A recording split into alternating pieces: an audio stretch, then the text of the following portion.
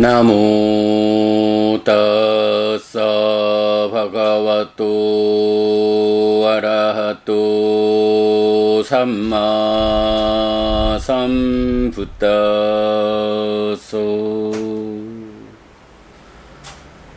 나모 따사 바가와또 아라하또 삼마 삼부따소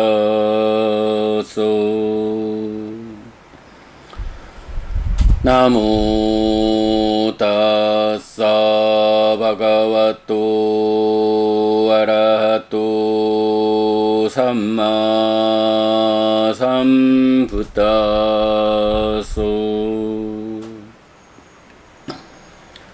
그분 세존 아라한 정등각께 절합니다.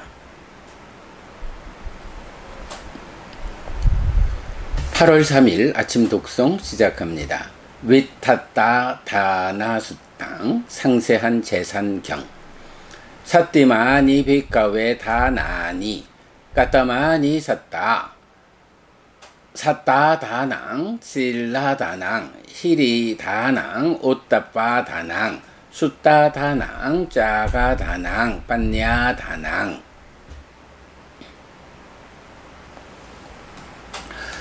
비구들이여, 이런 7가지 재산이 있다. 어떤 7가지인가?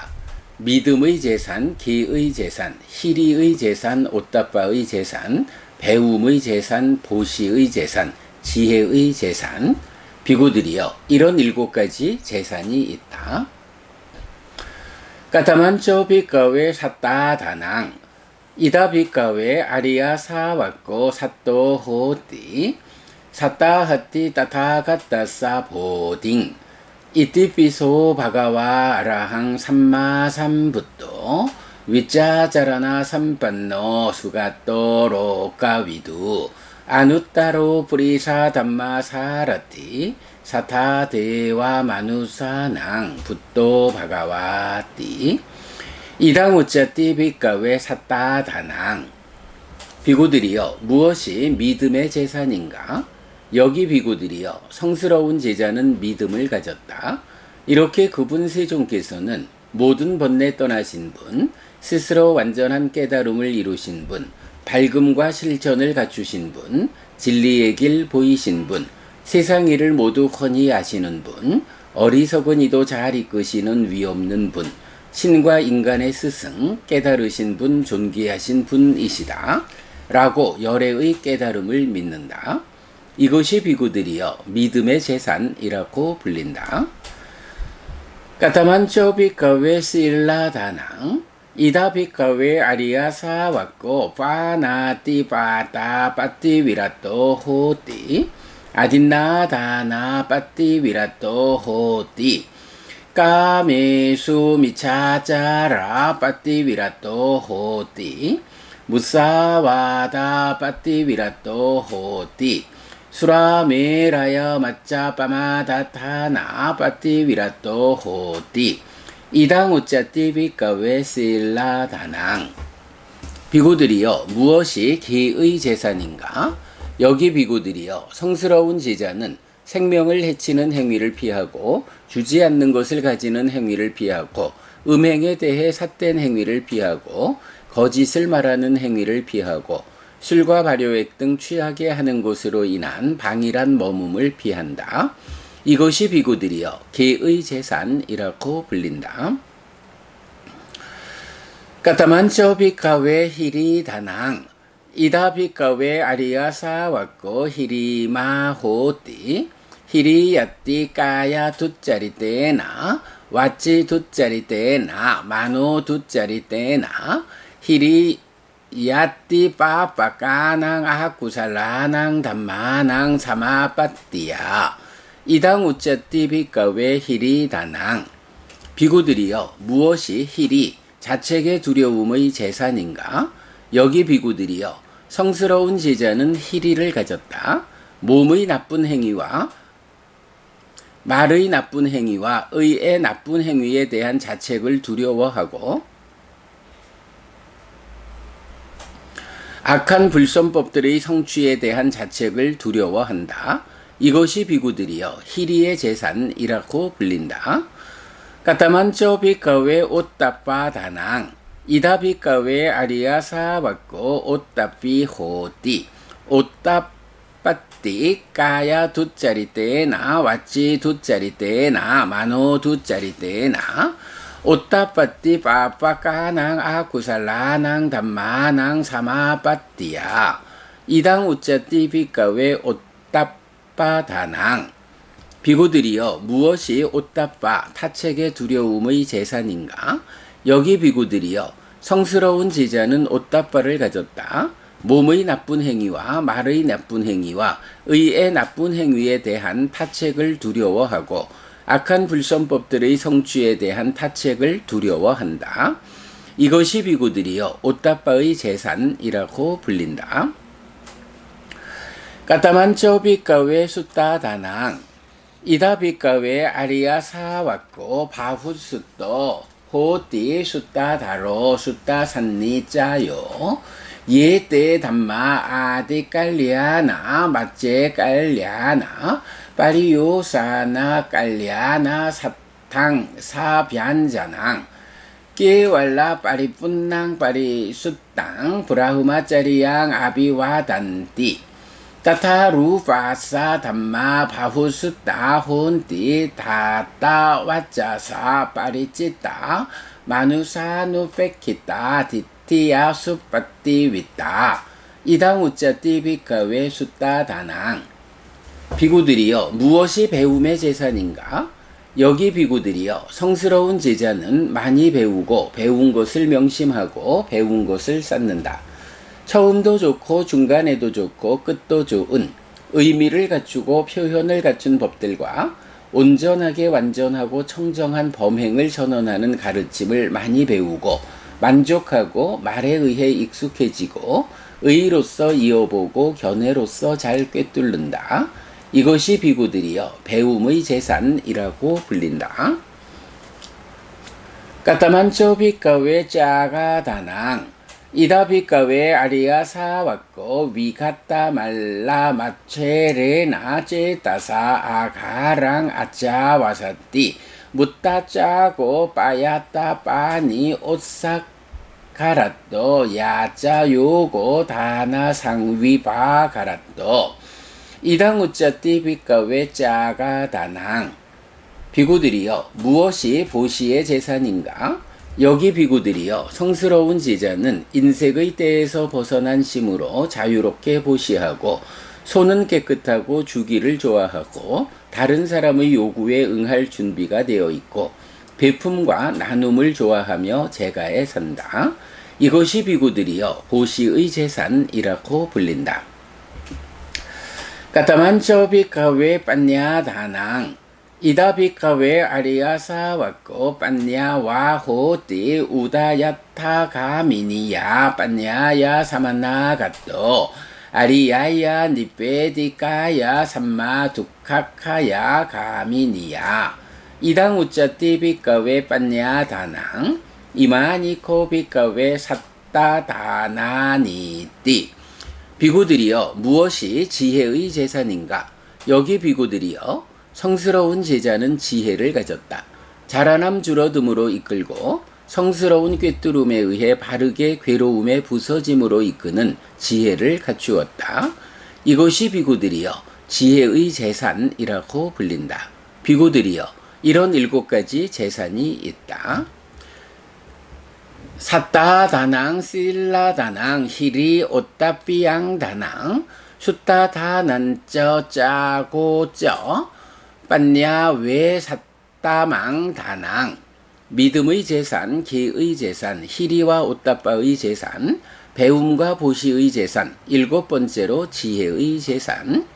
야싸 에떼 다나 아티 이티야 뿌리사사와 아달리또 띠땅 아후 아모강 따싸 지위땅 여자거나 남자 가운데 이런 재산을 가진 사람을 가난하지 않다고 사람들은 말한다. 그의 삶은 쓸모없지 않다. 따스마 사단쩌 실란쩌 빠사당 담마 다사낭 아누윤제따 메다위 사랑붓다나 사사난띠. 그러므로 현명한 자는 믿음과 기와 분명하게 법을 보는 일, 그리고 부처님들의 가르침에 대한 기억을 실천하게 해야 한다. 8월 3일 아침 독송 마칩니다. 수키노 호타. 여러분 모두 행복하시기 바랍니다.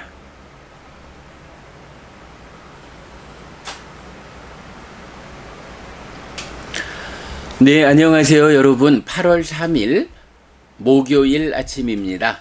네, 4페이지짜리 경 하나 독송했더니 6시 11분이 되었습니다. 자, 어제는 정말 더운 날이지요. 여러분 어떻게 더위 잘 피하고 잘 지내셨습니까? 환경이라고 하는 게 지금 나를 괴롭게 할 건지 즐겁게 할 건지를 결정하는 8가지 조건 중에 하나다라고 시와가경 통해서 우리가 잘 알고 있습니다. 네, 환경의 문제, 기후의 변화. 글쎄 이것이 이제 정말로 인간들이 많은 화학 제품들, 이런 환경에 인공적인 영향을 미친 탓에 이렇게 필연적으로 찾아오게 된 기후 변화에 따르는 환경의 문제인지, 아니면 때때로 수십 년에 한 번씩 찾아오는 특별한 더위인지 아직 잘 모르겠지만, 어쨌거나 우리가 그 지구라고 하는 많은 생명들의 공동의 토대, 삶의 터전이 인간들만의 이기심에 의해서 오염되지 않도록 그 역할을 그 다양한 밸런스, 균형을 이뤄서 많은 생명들이 삶의 어려움을, 심지어는 목숨을 부지하기 어려운 그런 영향이 나타나지 않을 수 있도록 우리가 삶의 과정에서 감당할 수 있는 소소한 일에서부터 기후의 변화를 예방하기 위한 환경의 문제가 환경 때문에 닥쳐올 많은 그 어려움을 예방할 수 있도록 우리가 조금은 더 공동적으로, 공동의 가치를 중시하는 그런 삶을 만들어 가야 하겠다라는 생각을 하게 됩니다. 그런 가운데서도 우리가 독송집에서 공부했습니다마는 우리가 스스로 할 수 있는 그런 노력을 다 함에도 불구하고 인간의 힘으로 감당할 수 없는 그런 현상들이 닥쳐온다 라고 하면, 그런 경우에 우리가 무엇을 할 수 있을까 라고 할 때 법다운 행위, 안정된 행위, 공덕의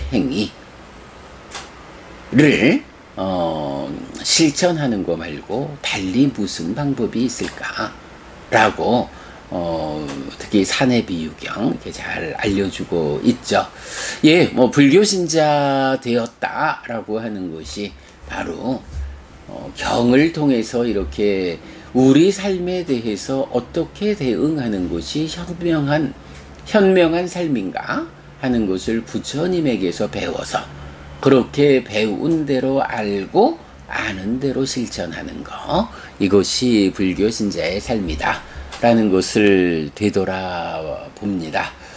자, 오늘 상세한 재산경 통해서 7가지 재산에 대해서 독송했어요.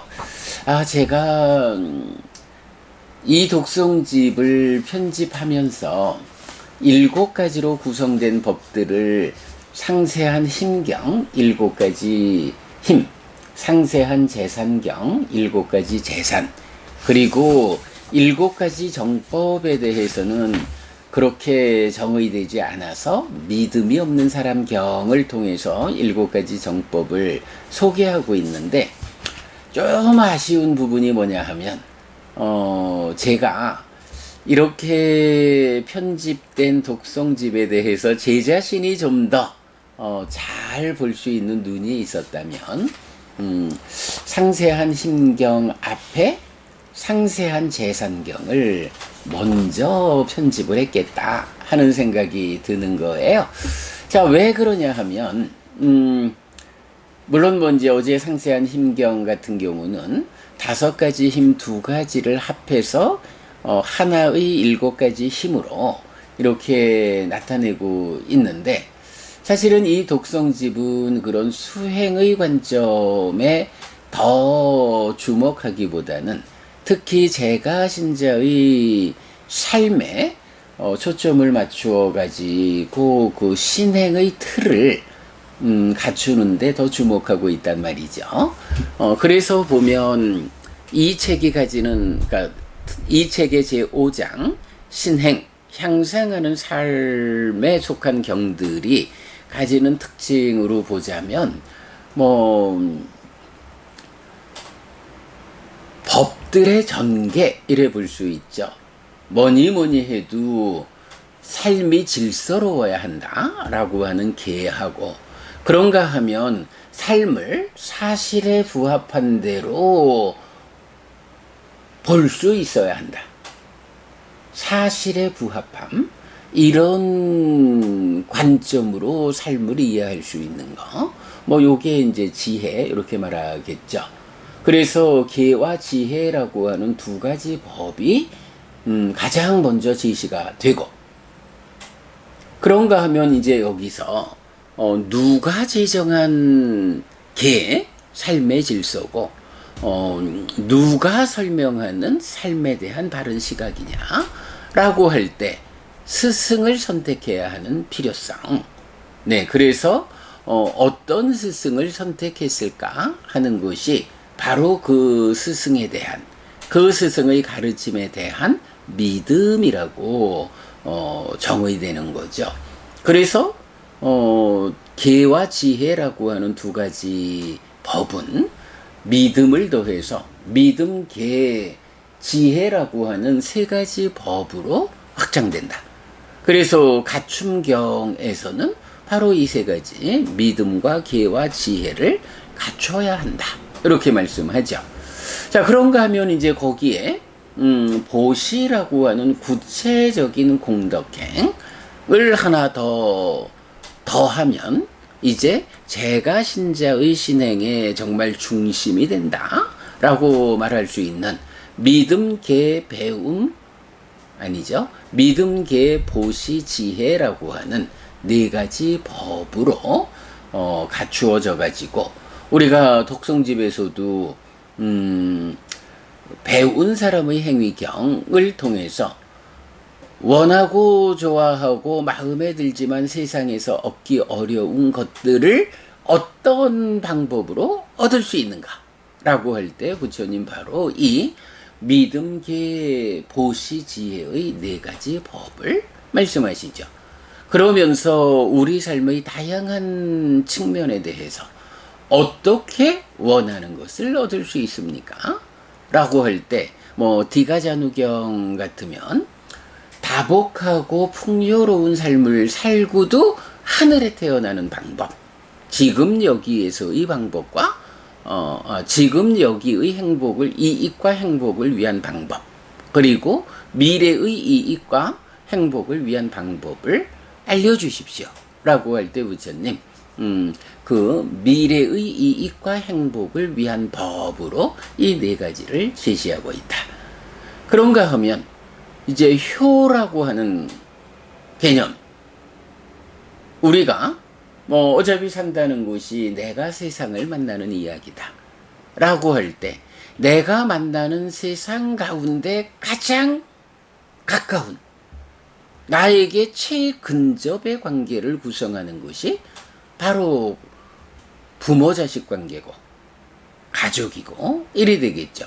그럴 때 바로 그 부모 자식 관계를 만들고 나에게 키워주고 세상을 알려준 이런 부모님에게 은혜를 갚는 것은 정말로 어려운 것이다.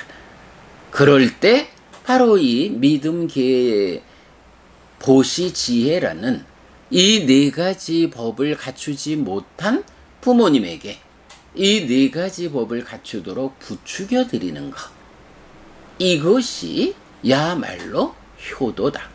부모님의 은혜에 보상하는 방법이다.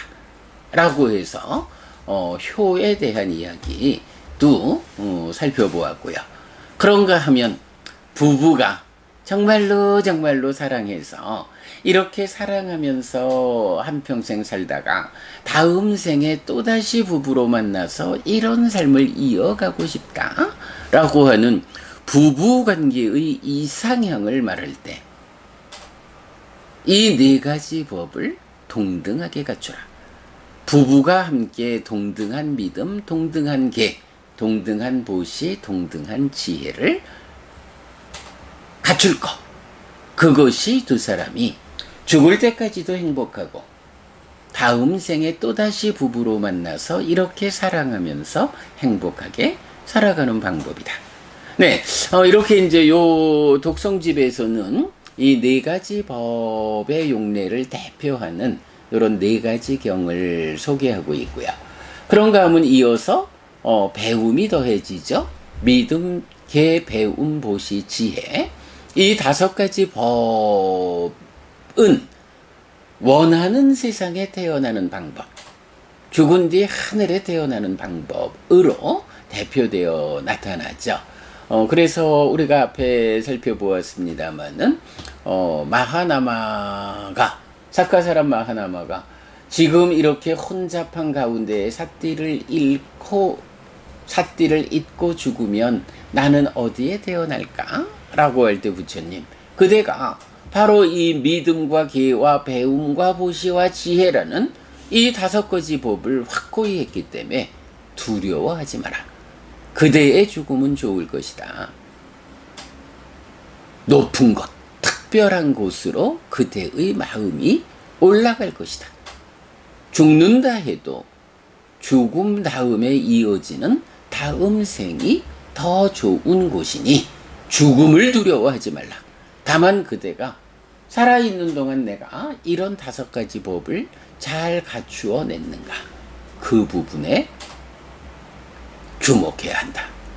그걸 갖추지 못했다. 거기에 두려워할 일이지. 그것을 갖춘 그대 같은 사람이 죽음을 두려워할 일이 없다. 이렇게 말하고 있죠. 그런가 하면 나쁜 이야기 경에서도 이 다섯 가지 법을 갖추지 못한 자는 그런 주제의 대화를 나쁜 이야기로 받아들이죠.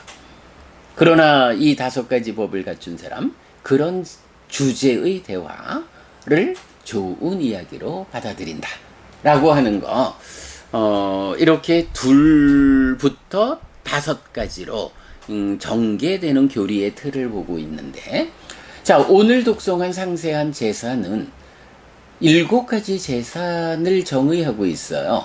믿음, 계, 희리, 오따빠, 배움, 보시, 지혜의 제산이다.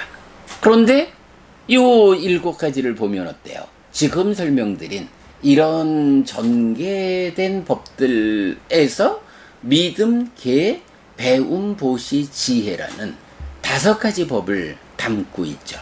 그리고 거기에 어저께 우리가 힘에서 알아본 희리와 오따빠 2개가 더 들어있죠. 그러니까 2부터 5가지로 전개되는 이런 체계를 우리가 보았는데, 알고 봤더니 6으로 된 법은 발견되지 않지만 7가지로 구성된 법들 가운데 상세한 제상경은 바로 이런 믿음, 계, 배움, 보시, 지혜까지 온 5가지 법에다가 그 사이에, 그러니까 계와 배움 사이에 희리와 오따빠를 넣어서 7가지 법을 구성하고는 이것이 7가지 재산이다. 이렇게 알려주는 거죠. 그래서 계와 지혜, 믿음 계 지혜, 믿음 계 보시 지혜, 믿음 계 배움 보시 지혜에 이어서 믿음 계 희리 오따빠 배움 보시 지혜라는 7가지 법으로 이렇게 연장되어 전개되는 요런 틀을 볼 수가 있다. 정말 강조해드리지만 특히 제가 신자의 삶을 이끄는 그 향상의 방법의 중심에 바로 이런 계와 믿음이 어떻게 전개되어서 계와 지혜가 어떻게 전개되어서 믿음, 계, 희리, 오따빠, 배움, 보시, 지혜라는 7가지 법까지 진행해 오는가. 그랬을 때 각각의 법이 물론 둘과 셋에서는 다른 이야기 없지만 4가지 법에선 어떤 의미고 5가지 법에서 어떤 의미고 대표적으로 좋은 세상에 태어나는 법 이랬다면 7가지 법으로의 상세한 7가지 재산은 어떤 재산인가? 이 부분 우리가 보면 이러한 법의 전개의 틀이 완전히 알려진다. 이렇게 말할 수 있겠습니다. 자, 보면 7가지 재산에서는 우선 살펴볼 거 무엇이 믿음의 재산인가? 라고 할 때 열의 구덕으로의 부처님의 깨달음, 그 깨달음을 믿는다. 어저께 우리 자세히 보았고요. 무엇이 계의 재산인가? 라고 할 때 생명을 해치는 행위를 피한다. 라고 하고 내지 술과 발효액 등 취하게 하는 것으로 인한 방일한 머금을 피한다. 라고 해서 5계를 지닌 삶, 이렇게 5계를 지니는 것이 계의 재산이다. 이렇게 말하고 있고요. 무엇이 희리, 자책의 두려움의 재산인가? 네, 어제 설명드렸듯이, 어제 제가 그 수업 보고 통해가지고 희리 오따빠에 대해서 정의하는 불교 입문 1 소유, 이 책의 강의 부분 링크해 드렸으니까 참고하시고요. 마찬가지 오따빠 타책의 두려움에 대해서도 함께 링크해 드렸고요. 자, 그 다음에 7가지 재산에서는 우리가 주목해야 하는 것이 배움의 재산이 나오죠. 배움의 재산. 성스러운 제자는 많이 배우고 배운 것을 명심하고 배운 것을 쌓는다. 처음도 좋고 중간에도 좋고 끝도 좋은 의미를 갖추고 표현을 갖춘 법들과 온전하게 완전하고 청정한 범행을 선언하는 가르침. 자, 요게 뭔가요? 우리가 부처님의 역할이라고 말할 때 법을 설하고 범행을 드러낸다. 이렇게 말하잖아요. 그럴 때 그 법이 어떤 법이라고 나오느냐라고 하면 처음도 중간도 끝도 좋고 의미를 갖추고 표현을 갖춘 법들이라고 나오고 범행이 완전하고 청정한 범행 이렇게 나오는 거죠. 그래서 바로 이런 법들, 이런 범행을 선언하는 것이 가르침이다. 이런 가르침을 어떻게 한다고요? 많이 배우고 만족하고 중요한 거 말에 의해 익숙해지고 말에 의해 익숙해진다. 부처님 가르침을 배우면 많이 반복 읽는 일을 통해서 말로써 익숙해져야 한다. 그래서 이 책에 보면 독송집 말로써 익숙하게, 말로써 익숙하게 라고 책 전체에 대해서 표기하고 있죠. 바로 이 표현. 이런 가르침을 많이 배우고 만족하고 말에 의해 익숙해지는. 우리가 매일매일 이렇게 아침 독송을 통해서 경을 읽어감으로써 반복 읽는 일을 통해서 가르침에 익숙해지는 것. 그 중요성을 이렇게 말에 의해 익숙해지고라고 표시하고 있다. 그런가 하면 이어서 의로서 이어보고 견해로서 잘 꿰뚫는다. 이런 가르침을 많이 배우고 만족하면 말로써 익숙해질 때의 마음으로 계속해서 이어보게 되고, 그럴 때 그것이 견해로서 잘 꿰뚫어진다. 바른 견해를 만든다. 이렇게 보면 되겠죠. 네, 배움의 재산에 대해서 이렇게 나타나고 있어요. 네, 이 부분도 제가 오늘은 7가지 재산과 관련한 부분 링크해 드리겠습니다. 그렇게 해서 더 확인하시고요. 무엇이 보시의 재산인가 하는 부분도 우리가 정형된 문장 반복해서 알고 있고요. 무엇이 지혜의 재산인가? 네, 어제 설명드린 그대로 정형된 문장이 반복되고 있어요. 그래서 이렇게 믿음, 계, 희리, 오따빠, 배움, 보시, 지혜라는 7가지 재산이 있다. 여자거나 남자 가운데 이런 재산을 가진 사람을 가난하지 않다고 사람들은 말한다. 그의 삶은 쓸모없지 않다. 세간적으로 보면 물질적으로 부유해진 것만 가지고 부자요? 이래 말하지만, 그러나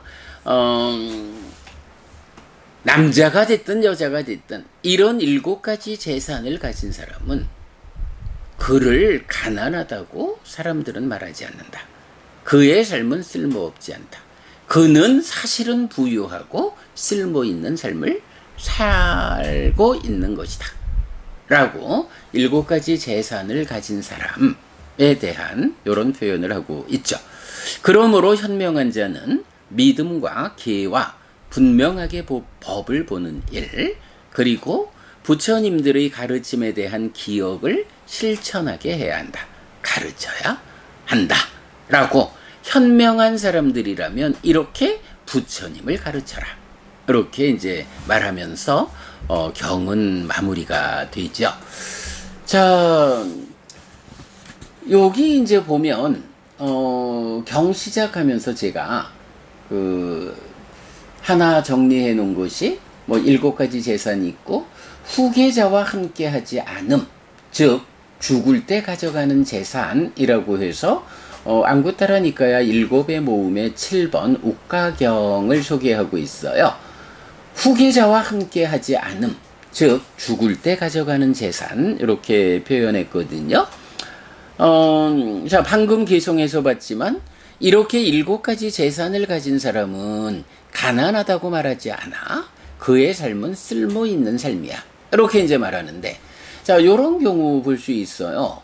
그냥 세간적으로 한평생 사는 모습을 보면 어쨌든 돈을 많이 벌어서 부자 되어야 그 부자 될 때 가난하지 않다. 그가 쓸모있는 삶을 살았다.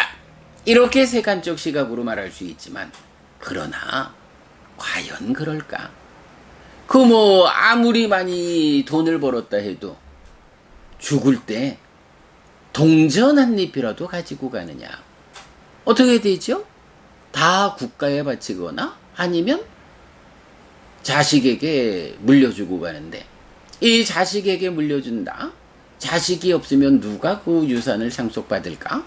이럴 때 어쨌든 그 물질적 재산을 물려받는 사람을 후계자라고 표현하고 있고요. 마음에 들지 않는 후계자. 아무리 자식이 이뻐도 내 자신보다 이렇게 봐야겠죠. 그래서 사랑하지 않는 후계자에게 남겨주고 가야 하는 이런 물질적 한계가 있는데, 그러나 그와는 다르게 이런 7가지 재산이라는 것은 후계자와 함께 하지 않는다. 이렇게 말하는 거예요. 그게 뭔가요? 물질적 재산처럼 다 후계자한테 넘겨주고 가지 않고 내가 죽을 때도 가지고 가는 재산이야. 자, 7가지 재산에서는 이 부분 주목해야 합니다. 죽을 때 가져가는 재산이다. 요거 욱가경에서 알려준다 라는 거거든요. 자, 요 부분 조금 이따 다시 보기로 하고요. 우선은 그 불교 입문 1 소유 이 책에서 7가지 재산과 관련한 주제를 좀 정리해 봤거든요. 그 부분 먼저 좀 읽어 드리도록 하겠습니다. 잠시만요.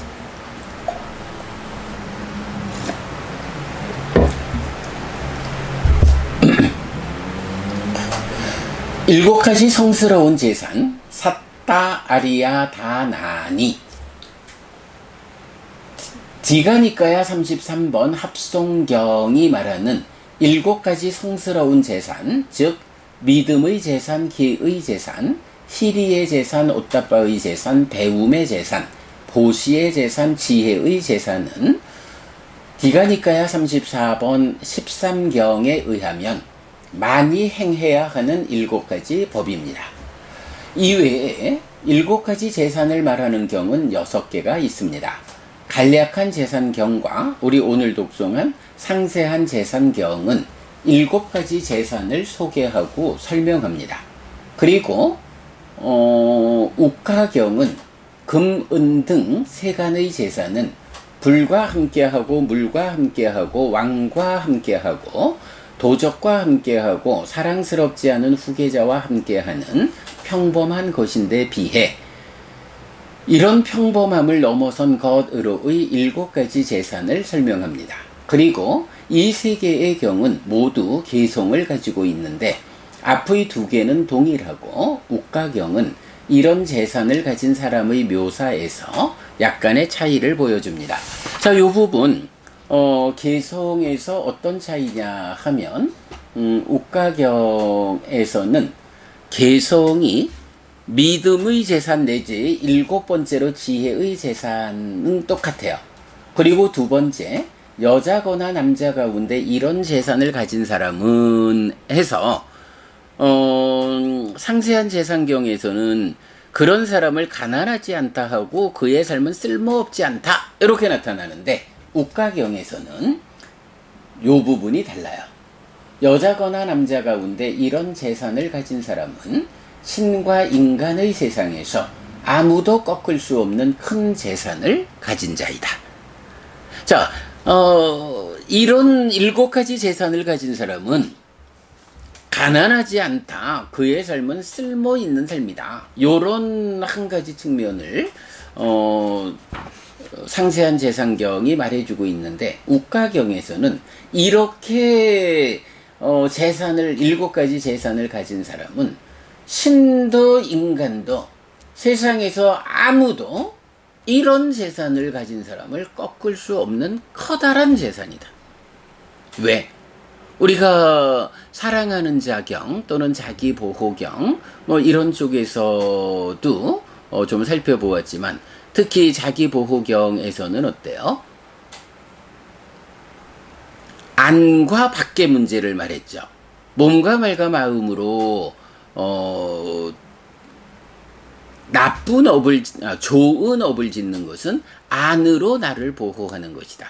그러나 코끼리 부대를 동원하고 뭐 이렇게 자기를 보호하는 것은 밖으로 보호하는 것이다. 이제 이런 관점도 우리가 보고 있잖아요. 그래서 진정 자기를 보호하는 자는 몸과 말과 마음으로 좋은 행위를 해서 그 업을 이어가지고 나 자신을 내적으로 향상하는 것, 이것이 자기 보호다 라고 말하고 있듯이 이런 물질적인 재산을 가진 사람은 그저 밖의 것이고 바로 이런 7가지 재산을 갖춘다 라고 하는 것은 말하자면 안으로 나를 보호할 수 있는 재산을 갖는 거기 때문에 이런 안의 재산을 갖춘 사람은 신과 인간의 세상에서 아무도 꺾을 수 없다. 스스로 이런 7가지 재산을 갖추어서 자기를 잘 보호하고 있다. 네, 요런 관점을 욱가경에서 말해주고 있죠. 자, 그 부분 살펴보았고 다시 돌아가서 하타카경 1과 하타카경 2는 알라위의 하타카 장자가 7가지 재산과 원하는 것이 적음이라는 놀랍고 신기한 8가지 법을 갖추었다는 것을 알려줍니다. 특히 하타카경 2는 사서법에 의해서 큰 모임을 따르게 한다고 말하는데, 사서법의 실천이 7가지 재산의 조건이라는 것을 유추하게 해줍니다. 네, 우리가 오늘 공부하는 이 7가지 재산, 이것을 갖추자라고 하면 사서법, 보시, 애어, 이행, 동사라는 이 4가지 따르게 하는 법을 잘 실천하는 것, 그 실천이 7가지 재산을 갖추게 한다, 이런 의미가 되죠. 한편 디가니카야 30번 32상경은 부처님의 32가지 신체적 특징을 설명하는 경인데, 그 가운데 12번째 단락, 둥글고 굽히지 않은 채 무릎에 닿는 특징은 이 특징을 얻게 되는 인연을 말합니다. 부처님은 이전의 삶들에서 대중을 따르게 하는 것을 생각하면서 편견 없이 알고, 스스로 알고, 사람을 알고, 사람의 차이를 알고, 이 사람은 이것에 적합하고 이 사람은 이것에 적합하다라고 그때그때 사람의 차이를 분별하는 업을 짓고 쌓았습니다. 그 업의 힘으로 제가에 살면 전륜성왕이 되어 부유하고 큰 부를 가졌고, 소유한 것이 많고 금과 은이 풍부하고, 토지와 도구가 풍부하고, 재산과 곡식이 풍부하고, 창고와 곳간은 가득 차게 되고, 출가하면 부처가 되어 이런 7가지 재산을 얻게 됩니다. 결국 사서법의 실천은 제가자에게는 많은 사람이 따르는 큰 부자가 되게 하고, 출가하면 7가지 재산을 얻게 한다는 것을 알 수 있습니다.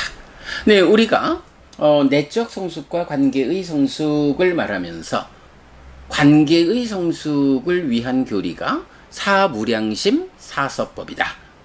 자비희사 4가지 마음을 내 안에 채워가면서, 그렇게 마음에 채워진 자비희사라는 이 4가지, 그대가 행복하기를, 그대가 아프지 않기를 바라는 이런 4가지 마음이 내 안에 채워질수록 나의 삶은 보시, 베푸는 삶, 애어, 사랑스럽고 이익되는 말, 이행, 도움되는 행위, 그리고 동사, 함께함.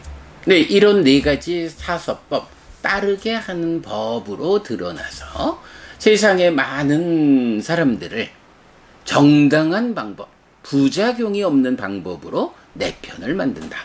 이렇게 우리가 관계의 성숙을 위한 사무량심 사서법을 잘 알고 있죠. 네, 32상경에서 이런 하타카경 1, 2번과 32상경에서 이런 7가지 재산을 사서법과 연결해서 말하고 있다라는 것을 우리가 눈여겨보도록 하겠습니다. 자, 요렇게 7가지 재산이 니까야 전체적으로 어떤 경들의 용례를 보이고 있느냐 하는 부분 살펴봤고요. 자, 이제 남은 시간 동안 제가 간단하게 이야기 한 가지만 더 하도록 하겠습니다. 자, 상세한 재산경에서 제가 2번째로 점 찍고 후계자와 하지 않음, 즉 죽을 때 가져가는 재산, uk가경 이렇게 소개해 드렸거든요. 제가 그저께도 우리 이제 연재 FM 해피스님의 행복 이야기 이제 녹음을 하면서 이제 거기서 불교라든가 부처님이라든가 이런 그 종교적 색채를 띠지 않는 방법으로 부처님 가르침을 설명하는, 네, 불교라는 티를 내지 않고 우리 사회의 그대로 사는 이야기, 행복을 가져오는 사는 이야기, 뭐 이제 요런 시도를 하고 있습니다만, 이제 그때도 제가 공덕이라는 주제를 그렇게 설명했거든요. 자, 공덕이라는 이야기, 공덕 뭔가요? 첫째로 행복을 가져오는 거, 두 번째 죽을 때 가져가는 거, 그리고 세 번째 저 세상의 버팀목이 되는 거. 요 부분 뭐 잘 여러분들께 늘 설명하는 그대로 연재 FM에서도 뭐 잘 소개를 했어요. 자, 그럴 때 이제 거기서 공덕의 두 번째 죽을 때 가져가는 거. 요 부분 뭐 경에서는 뭐 직접 마치 그림자처럼 따라오는 거 이렇게 이제 말하고 있잖아요. 그 죽을 때 가져간다 라는 것을 어떻게 설명하느냐, 바로 그거죠. 세상에는 많은 사람들이 공수래 공수거, 맨손으로 와서 맨손으로 간다고, 뭐 그저 어머니 아버지가 만들어주는 이 몸으로, 빈몸, 아무것도 움켜쥐지 않은 빈손으로 있는 이 몸으로 와서 죽을 때 되면 다 후계자한테 남겨주고 또 빈손으로 간다 라고 해서 공수래 공수거, 가져가지도 못하는 그것에 그렇게 욕심 부리지 마라. 이제 이런 윤리적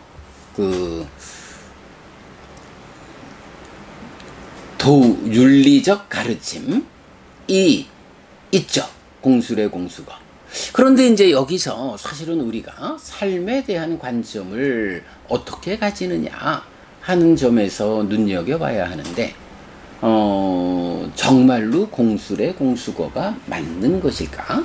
이렇게 물질의 관점만을 가지고 삶을 설명하는 것이 타당한 것인가? 이런 관점이죠. 자, 그러면 나는 누구인가? 라고 할 때 사실은요, 여러분, 사람이라고 하는 이 존재를 정의하는 두 가지 방법이 있다고요. 네, 부처님 당시에 아지따 깨사깜발리라고 하는 육사외도, 네, 외도의 스승이 있었어요. 그 아지따 깨사깜발리라는 사람은 사람을 정의하는데 지수화풍사대, 이것이 사람이다, 이렇게 표현을 해요. 그게 뭔가요? 지수화풍사대라는 게 물질의 요소잖아요. 사람은 물질로 구성되었다. 그러면 사람한테는 마음이 없다는 건가? 아니죠. 지수화풍사대라는 물질 요소로 구성된 사람들의 삶의 과정에서 마음이라는 것은 물질로 된 몸의 삶에서 물질적 반응에 의해서 2차적으로 생겨나는 것이다. 요렇게 설명하는 거죠. 그래서 요즘도 뭐 뇌과학자들 보면 이건 뭐 어떤 그 논문 보니까 뇌에서 의지가 발현되는데, 세상에 그 의지보다 앞에 작용하는 전기 신호를 발견했다. 이 의지 앞에서 작용하는 전기 신호, 이것이 마음이 생겨나는 것이다. 그러니 마음이 뇌에서 생겨난다라는 것이 확인되었다. 이렇게 주장하는 뇌과학자들을 보게 되죠. 그런데요, 그렇게 오직 마음조차도 뇌, 또 물질이죠. 물질인 몸에서 생겨나는 것이다. 2차적인 것이다.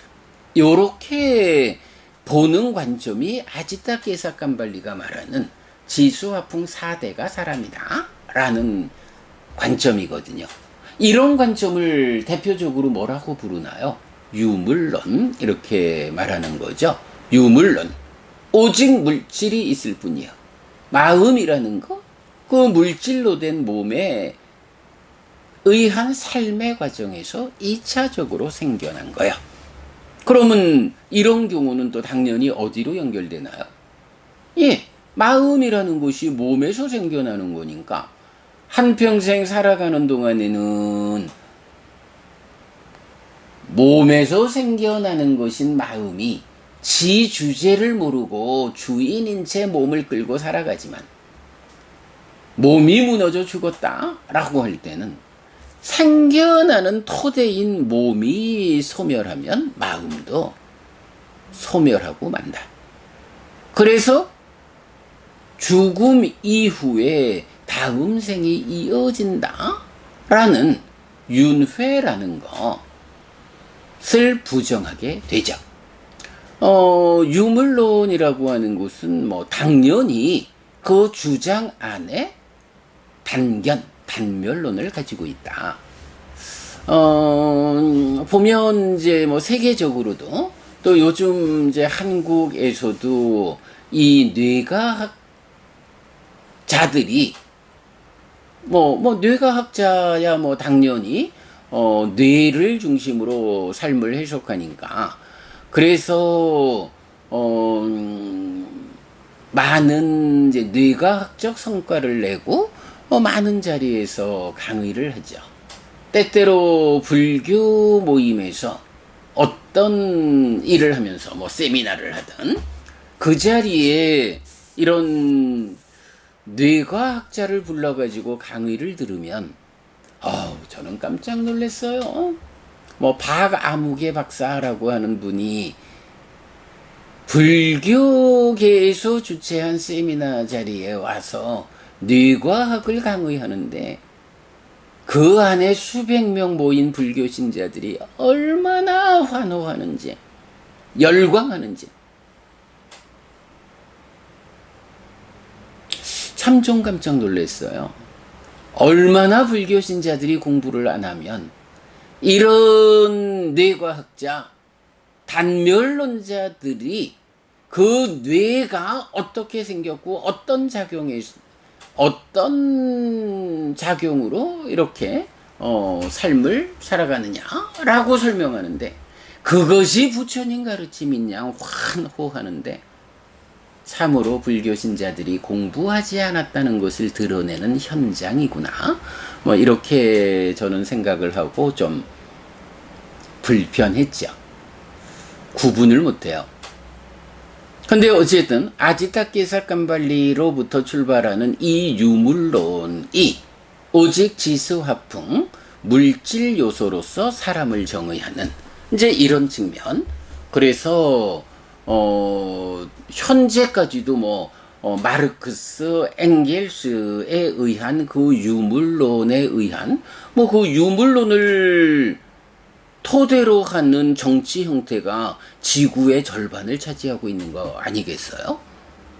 이제 이런 현상들 나와 있는데, 이제 그런 관점, 오직 몸으로, 물질로 삶을 설명하는 그런 관점에서는 공술의 공수거가 답이에요. 타당해요. 그런데 부처님은 사람을 어떻게 설명하느냐? 아지타케사칸발리가 말하는 동일한 형태에서 내용이 달라져요. 자, 아지타케사칸발리 지수화풍 4대가 사람이다. 이렇게 말하는데 부처님은 지수화풍 공식 6개가 사람이다. 이렇게 표현을 해요. 요 차이는 뭔가요? 지수화풍 4대에다가 공이라고 하는 것은 물질은 지수화풍 4대와 4대가 결합한 것들. 이래서 4대 조색 이렇게 나오잖아요. 지수화풍이라는 이 물질 요소가 결합해서 어떤 것을 만들죠. 나라고 하는 존재도 이 몸이라고 하는 것은 지수화풍 4대가 결합한 거예요. 그런데 4대가 결합한 그 상태로만 있나요? 아니죠. 4대가 결합한 어떤 물질 덩어리를 밖과 안에서 공간이 채워주죠. 사실은 해피 스님이 요런 모습을 가지고 있다라는 거예요. 해피 스님의 요런 모습을 갖추고 있는 지수화풍 4대의 결합 상태. 그것을 밖에서 공간이 요런 모습으로 공간이 감싸고 있어서 요런 얼굴 모습을, 요런 신체 모습을 보이고 있다. 요렇게 말해야겠죠? 그런가 하면 이 몸뚱아리가 그냥 꽉 차 있는 4대의 결합인가요? 아니죠. 당장 콧구멍부터 시작해서 내 안에 얼마나 많은 공간이 있어요. 그 공간이 있음으로써 밥을 먹고 소화하고 모든 이런 삶을 유지할 수 있는 힘이 되잖아요. 이렇게 지수화풍 4대가 결합할 때 그 안과 밖을 공간이 감싸가지고 어떤 물질적인 거라고 규정하게 해주는 그게 공이죠. 그리고 나면 이제 식이라고 하는 6번째 요소가 있죠. 식. 네, 이게 마음이죠. 뭐. 그러면 아지타케사칸발리는 지수화풍 4가지만이 근본이 되고 식이라고 하는 이 마음은 물질의 작용에서 생겨나는 2차적인 거예요. 그러므로 물질인 몸이 무너지면 마음도 소멸하고 마는 거예요. 단멸론이요. 이렇게 주장하는데 부처님은 그와 주장이 다른 거죠. 지수화풍이라는 4대뿐만 아니라 그것을 결합시켜서 어떤 것을 규정하는 공간, 그리고 거기에 이 5가지 요소와 대등하게 식이라는 요소가 있어. 그래서 이 마음이라고 하는 것은 유물론자들이 말하듯이 몸의 작용에서 생겨나는 2차적인 것이 아니고 몸을 구성하는 이 5가지 요소와 대등하게 존재하는 요소요. 그래서 지수화풍 공이라고 하는 이 5가지는 물질인 몸이 무너지면 버려지지만 몸에 종속되지 않는 독립된 요소인 식은, 이 마음은 새로운 몸과 만나서 새로운 5가지 요소와 만나가지고 다음 생을 이어간다 라고 말해주는 거죠. 네, 부처님은 이렇게 6가지 요소를 통해서 우리 삶이라는 것이 이렇게 물질만으로 이루어졌기 때문에 죽으면 마음도 소멸하고 마는 거예요. 그러니 마음조차 소멸하고 마는데 살아 한평생 몸의 과정에서 물질적인 것들을 만들어 보니 뭐해.